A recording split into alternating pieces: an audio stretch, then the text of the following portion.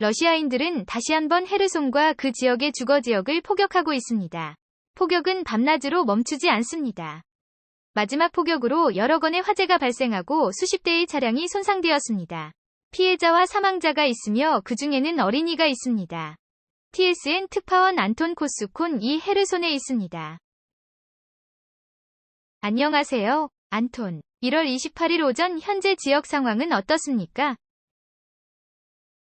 안녕, 동료. 헤르손 지역의 상황은 복잡합니다. 여기에 매일 포격이 있습니다. 헤르손시와 그 주변이 포격되고 있습니다. 러시아인들은 아침, 오후, 밤, 저녁에 촬영하며 대부분 저녁에 촬영합니다. 전날 러시아 발사체가 커슨 지역 중 한 곳으로 날아가 민간 차량 근처에 떨어졌습니다. 남자와 여자가 안에 있었다.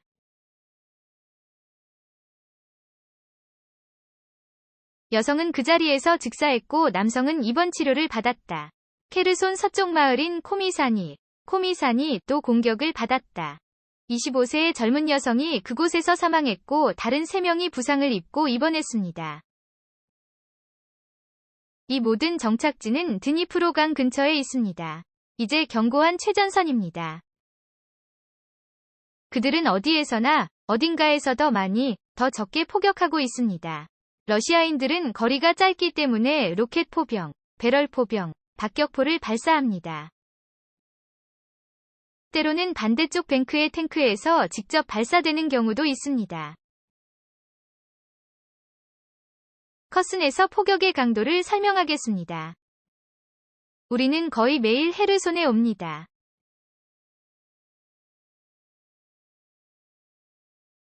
우리는 같은 거리를 따라 운전하고 봅니다. 예를 들어 어제는 그러한 파괴가 없었습니다. 어제 이 집은 손상되지 않았으며 오늘은 폭발로 인한 새로운 구덩이가 있습니다. 우리는 매일 그런 이야기를 합니다. 나는 커슨에서 경찰, 위사 및 구조대원의 작업에 대해 이야기하고 싶습니다. 이들은 타이탄입니다. 그들은 매일 모든 도전에 참여하고 포격을 받을 수 있는 곳으로 이동합니다. 그들은 일을 하고 24시간 내내 일합니다. 알다시피 그들은 모두 침착합니다.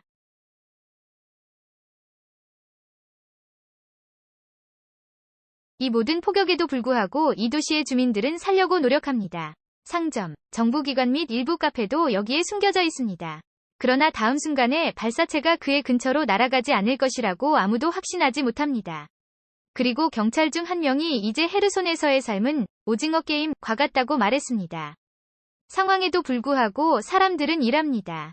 내가 그들과 이야기할 때 나는 그들과 그들을 좋아하는 사람들 덕분에 우리가 이길 것이라는 것을 이해합니다. 우리는 반드시 승리할 것입니다. 이제 저는 2달 전에 전선에 가까웠던 남쪽 마을 중 한 마을에서 온 보고서를 여러분에게 알려드립니다.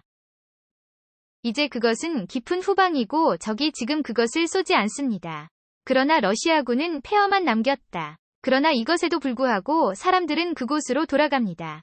나는 초대한다. 러치 마을은 마이콜라이브에서 커슨으로 가는 길에 있습니다. 여기에서 전투가 얼마나 치열한지 바로 입구에 있는 첫 번째 건물의 모습에서 이미 이해할 수 있습니다. 불에 탄 자동차의 뼈대, 포탄에 부서진 건물, 아스팔트에 난 수백 개의 움푹 들어간 곳. 최전선은 매우 가까웠습니다. 마을에서 가장 살아남은 건물 중에는 창문과 벽만 부서진 5층 건물도 있다. 그러나 그런 집은 소수에 불과하다. 여기가 우리 입구. 레이디 리우드밀라는 전쟁이 시작될 때 마을을 떠났습니다.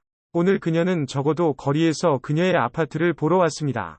여기 발코니가 깨졌습니다. 반대쪽 창문이 깨져 있습니다. 러시아 로켓이 입구 아래로 날아가 콘크리트 캐노피와 3층 계단을 파괴했기 때문에 안으로 들어가는 것은 불가능합니다. 폭풍은 사람들의 문을 3층까지 날려버렸다.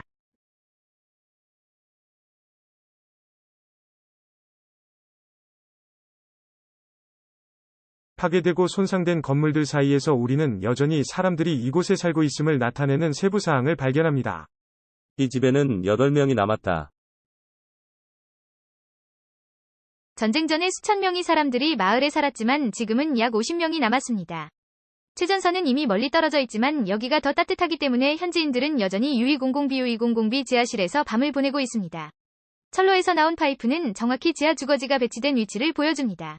우리는 전쟁 첫날부터 이곳에 온 지 10개월이 되었습니다. 우리 아파트에는 창문이 없습니다. 창문도, 물도, 가스도 없습니다. 일정에 따라 조명이 켜지기 시작했기 때문에 이제 TV는 침대 옆 탁자 역할만 하는 것이 아닙니다. 물도 모을 수 있지만 지하실에서만 가능합니다. 사실 케이블이 끊어져 펌프가 작동하지 않습니다. 그리고 가장 낮은 지점에서 물을 모아야 하나요? 이것은 가장 낮은 지점입니다. 음식은 가스통에 준비됩니다. 그들은 씻을 때만 아파트에 간다. 우리는 집에 가서 씻습니다. 대야에서 물을 데우고 씻습니다. 현지인들은 불편에 익숙하다고 합니다. 가장 중요한 것은 이제 이전처럼 거리에서 폭발하는 것이 없다는 것입니다. 마이콜라는 폭격 중 허벅지에 부상을 입었습니다. 입구에 들어서서 자전거를 들고 가는데 껍질이 왔다. 나는 문을 통해 다쳤습니다. 우리는 기대하지 않았습니다. 그들은 호루라기를 들었고 즉시 아팠습니다. 파편을 제거하기 위해 병원에 갔다. 의사는 내가 장애인이 되지 않도록 거절했습니다. 마을에는 완전히 살아남은 건물이 없습니다. 러시아 포병도 마을 유치원을 파괴했습니다. 이곳을 조금씩 청소하고 있습니다. 그게 다야 건물 주변의 모든 창문이 판자로 막혔습니다. 우리는 건물을 구하려고 노력하고 있습니다. 비주거용 건물이라 내부에 석고가 떨어지기 시작합니다. 최악의 피해는 발사체가 지붕에 부딪히는 것입니다. 이제 그곳에서 물이 흘러들어와 건물을 무너뜨립니다. 폭격 후 화재가 발생하자 기관장이 직접 손으로 불을 껐다.